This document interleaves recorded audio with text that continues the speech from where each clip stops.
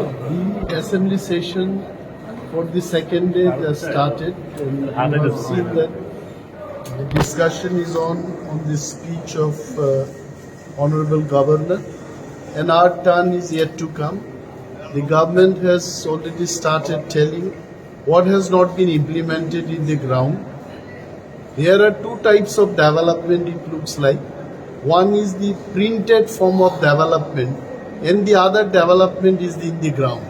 So we are here in the opposition bench to show the real picture of the interior Tripura and the grassroots reality. So you please wait, because the second session of the day will start after 2. Sir, this is about the appointment of interlocutor from the government of India about the discussion. I think this question should be answered by our party chief, Maharaj, and because we are here, we don't know what is going on outside, and definitely he'll be the right person to answer your question. Are you hopeful of having the appointment today, sir? Today was the day of the 27th of...